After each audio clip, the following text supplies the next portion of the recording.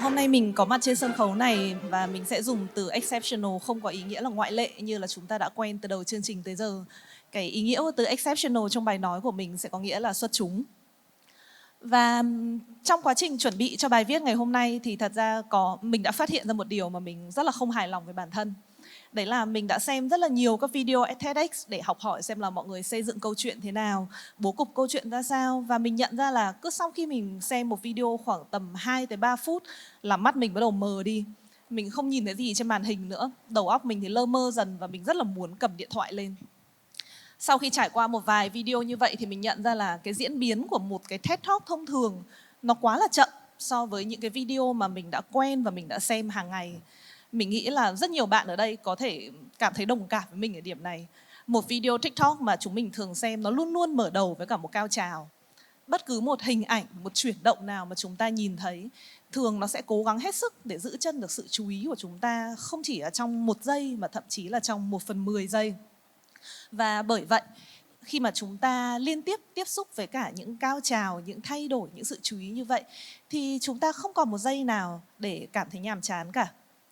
Mình đã làm trong ngành F&B marketing tới nay là hơn 10 năm và chuyên môn của mình thì tập trung vào content marketing và brand storytelling. Những cái số liệu mà mình ghi nhận được trong hơn 10 năm làm việc cũng đều chỉ tới một kết luận rất là đơn giản, đấy là khách hàng thì rất là nhanh chán. Trong năm 2025 thì khách hàng thường sẽ không dành cho video của bạn nhiều hơn là 3 giây cơ hội để quyết định xem là họ sẽ xem tiếp hay là họ sẽ rời đi. Nếu như cách đây khoảng tầm 5-6 năm vào những năm 2019, 2020 chẳng hạn thì mình thấy cái window, cái cơ hội mà khách hàng cho mỗi một nội dung thường nó sẽ kéo dài khoảng tầm 6 tới 7 giây. Nghe thì có vẻ không khác nhau lắm nhưng mà bạn hãy hình dung là nó là gấp đôi số thời gian mà khách hàng dành cho một video vào thời điểm hiện tại. Cắt ngắn đi một nửa là rất là nhiều. Từ góc nhìn công việc của mình thì phải nói thành thật rằng khi mà bạn xem càng nhiều video và bạn xem trong thời gian càng dài thì bạn mới có khả năng ghi nhớ về thương hiệu. Bạn càng xem nhiều thì bạn càng có khả năng ghi nhớ nhiều hơn. Và khi mà bạn ghi nhớ nhiều thì lúc đấy bạn mới chi tiền. Thế nên là không chỉ riêng một mình đâu mà tất cả mọi người đều đang rất là cố gắng để tất cả những khách hàng, tất cả các bạn sẽ xem nội dung của chúng mình càng dài càng tốt. Và với cái mục tiêu đó ở trong đầu thì chúng mình sẽ luôn cố gắng hết sức để không một giây phút nào bạn cảm thấy mọi thứ chậm đi và không một giây phút nào bạn cảm thấy nhàm chán cả. Và rất đáng tiếc là cái nỗ lực để không có một lỗ hổng nào cho khách hàng cảm thấy chán đấy, nó lại vô tình dẫn tới một yếu tố khác, đó là bạn cũng không còn một lỗ hổng nào để trở nên xuất chúng cả. Sau đây thì mình muốn kể với bạn một câu chuyện về một thời điểm mà mình đã từng đạt được một kết quả vô cùng xuất chúng nhờ bản thân được phép vô cùng nhàm chán. Khi mà mình còn rất là nhỏ thì phần lớn thời gian là mình ở với ông bà khi mà bố mẹ đi làm. Bạn có thể tưởng tượng là khi đó mình không có gì trong tay cả, mình chỉ có một vài cuốn truyện cứ đọc đi đọc lại. Mình không có tivi, chắc chắn là không có điện thoại, không có điện tử và hoàn toàn không có internet. Bởi vậy cái thời gian cao trào nhất, kịch tính nhất trong ngày của mình thường sẽ là rơi vào khoảng tầm bữa trưa khi mà bà mình xuống nhà và nấu cơm. Bây giờ nếu như bạn hỏi mình thì chỉ cần nhắm mắt lại là mình có thể tưởng tượng được vô cùng chi tiết là cái sàn gạch phòng bếp nhà mình nó như thế nào, mâm cơm như thế nào, các bát xếp chồng ra sao, hay là cái lò than ở sân sau nhà mình nó như thế nào. Mình năn nỉ bà là hãy dạy mình nhóm lò, mặc dù mình lớn lên mình mới biết là chuyện đấy không tốt lắm. Tại vì mình chỉ muốn là có một cái việc gì đó để làm thôi. Thế nên là đến giờ phút này mình vẫn có thể nhóm củi được. Nếu bạn rủ mình đi camping mình có thể lo được chuyện đấy cho bạn. Và bên cạnh đấy thì mình ngắm nhìn tất cả mọi thứ. Mình ngắm cái nồi, cái bát, những món ăn được nấu ra trong ngày. Và mình nghĩ bạn có thể đoán được là những món ăn đó thật ra nó không khác nhau quá nhiều. Mình ngắm tất cả những thứ đấy với cả một sự tập trung cao độ nhất có thể.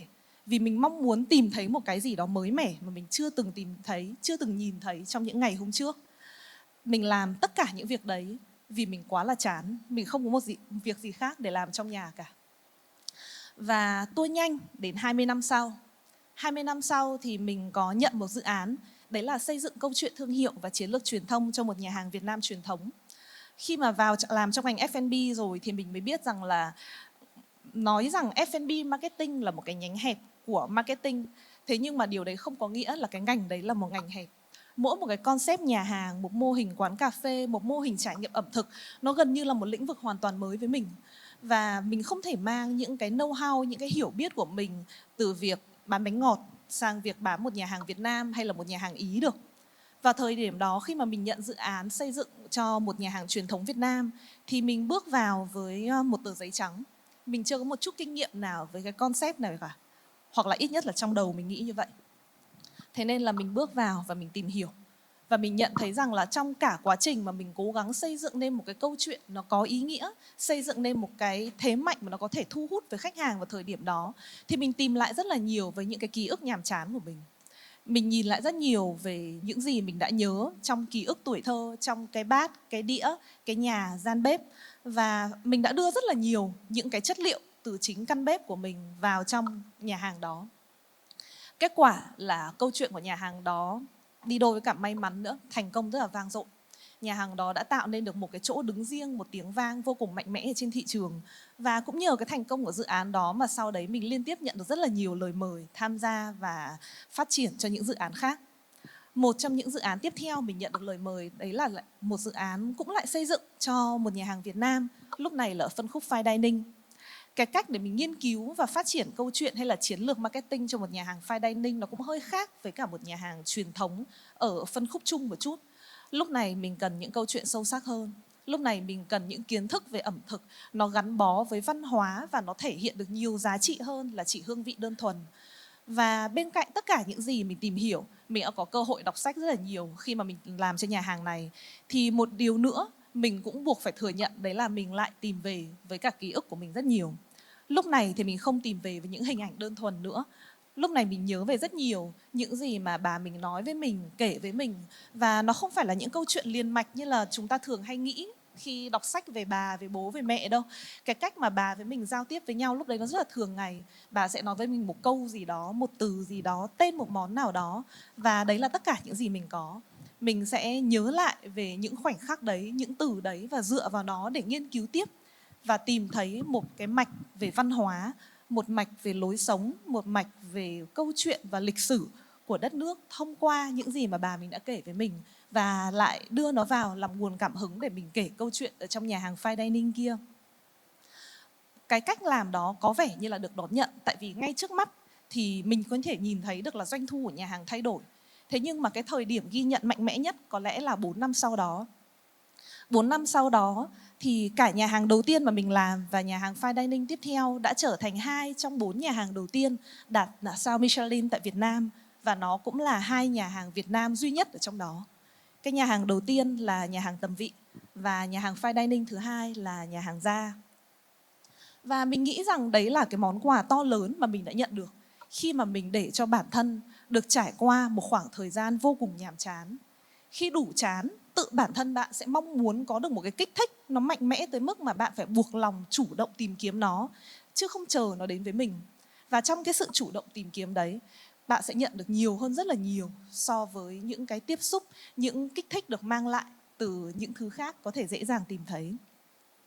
Tuy nhiên nói đi thì cũng phải nói lại, mình nghĩ rằng là cái câu chuyện mà mình vừa kể đâu đó nó cũng có một chút đặc quyền.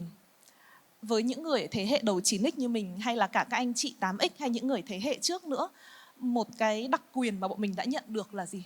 Là bọn mình có rất nhiều thời gian không làm gì cả và cũng không được làm gì cả. Chúng mình có rất nhiều thời gian không có tivi, không có bất cứ một loại màn hình nào cả, và thậm chí không có cả internet nữa. Và trong cái sự nhàm chán tột cùng đấy, càng trưởng thành thì mình càng nhận ra là nó là một món quà rất là tuyệt vời.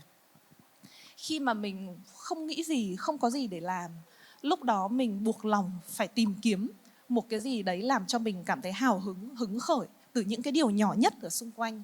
Nó buộc mình phải chú ý vào những điều rất bình thường, bóc tách những điều đấy ra và tìm xem ở đấy có gì hay ho, thú vị hay không. Khi mà chúng mình không có gì để nghĩ cả thì bỗng dưng mình kết nối được với cơ thể của mình, với cảm xúc của mình, với mong muốn của mình được tốt hơn. Và bỗng dưng mình lắng nghe được cái mục đích, cái điều mà mình mong muốn làm đối với thời điểm hiện tại, với cuộc sống của mình một cách rõ nét hơn. Và mình thật sự nghĩ rằng đấy là một đặc quyền, vì vào thời điểm hiện tại có lẽ là để bạn ở trong một tình huống không có gì xung quanh, luôn luôn trở nên rất nhàm chán, nó phải là một lựa chọn, nó không phải là một tình huống được trao cho bạn. mà bạn phải thực sự lựa chọn rằng mình có cho phép bản thân ở trong cái tình huống đó hay không. Đấy cũng là điều mà mình muốn chia sẻ với mọi người. Mình nghĩ rằng là cái sự xuất chúng của mỗi người nó đều đang ở ngay cạnh bạn. Có gần đây khi mà chúng ta hay nói về việc kết nối với bản thân, nói về việc thả lỏng, thì mình thấy rằng là chúng ta thường hay nói về việc thiền, việc thực hành những cái hình thức mindfulness, những cái hoạt động mindfulness. Mình nghĩ rằng là tất cả những điều đó đều đúng và đều rất là nên làm. Thế nhưng có thể có một cách dễ dàng hơn để bạn làm việc đấy ngay lúc này. Đấy là nếu lần tiếp theo bạn bắt đầu cảm thấy chán, bạn bắt đầu cảm thấy lơ mơ, không tập trung nữa, thì hãy đừng vội cầm điện thoại lên. Hãy cứ để cái chán của bạn đi tiếp một chút nữa, để xem là nó dẫn bạn tới đâu. Và vào thời điểm đấy bạn đang thực sự cảm thấy gì với những thứ xung quanh mình, với cái nội dung mà mình đang tiếp xúc. Nếu như bạn cảm thấy chán, hãy để cái chán của mình đi rất là xa. Hãy thử xem là bạn có thể làm những gì để cảm thấy đỡ chán hơn, mà không phụ thuộc vào sự kích thích của bất cứ một thứ gì khác mang lại cho bạn một cách thụ động vào thời điểm đó. Mình tin là cái câu trả lời để giải quyết cái sự nhàm chán đấy nó có thể thay đổi cuộc sống của bạn. Và đấy là những gì mình muốn chia sẻ ngày hôm nay. Xin cảm ơn mọi người.